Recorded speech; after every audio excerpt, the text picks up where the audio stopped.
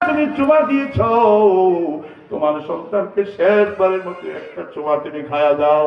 মায়ের কাছ থেকে বিদায় নেয়, এরপরে বাবার কাছে চলে যায়, ডাক দিয়ে বলে, বাবা গো আসো আসো, শেষবারের বেলায়, শেষবারের মতো তোমার বুকের সাথে আমার বুকটা একটু জড়ায় ধরি। ওগো বাবা, কত কষ্ট পরিশ্রম করে তুমি আমার লালন পালন করেছো বাবা, আমাকে তোমার সন্তান হিসাবে তুমি আমার মাফ করে দাও, আমি পবিত্র হবার জন্য মদিনায় যাব। সুবহানাল্লাহ।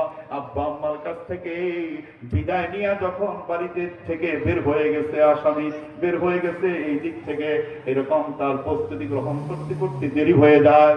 ওই দিক থেকে শুক্রবার এসে পড়ছে, ওই সময় ওই আসামিটা যায় না। পুরো আরবের ভিতরে কান্নার রুল পড়ে গেছে। সমস্ত মানুষ ডাকতে বলে, একজন আসামির কারণে, একজন দোষী মানুষের জায়গায় আল্লাহর পয়গম্বর একজন বিশ্বস্ত সাহাবীর গর্দান যাবে। আরে পুরো আরব জাহানের ভিতরে কান্নার রুল পড়ে গেছে। হযরতে আবু যর গিফারি ডাকতে বলে, ও আরববাসীরা, তোমরা কেন কাঁদো?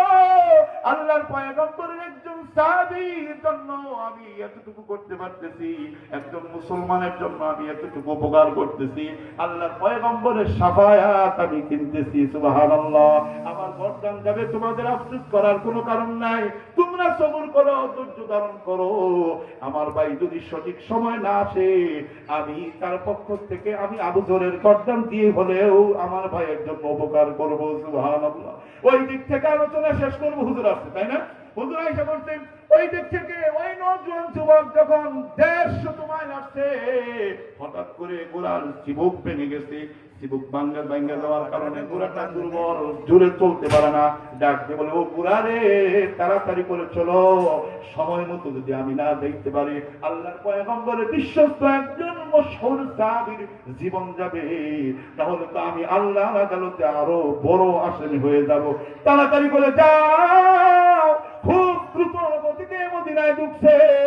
মদিনার বালু জোয়া উড়াইয়া যখন ওই নওজোয়ান ঢুকছে, সুবহানাল্লাহ, ডাক বলে, ওগো ওমর ফারুক, আল্লাহর পয়গম্বরের সাহাবী আবু যর গিফারিকে ওই জায়গা থেকে নামায়া দেন।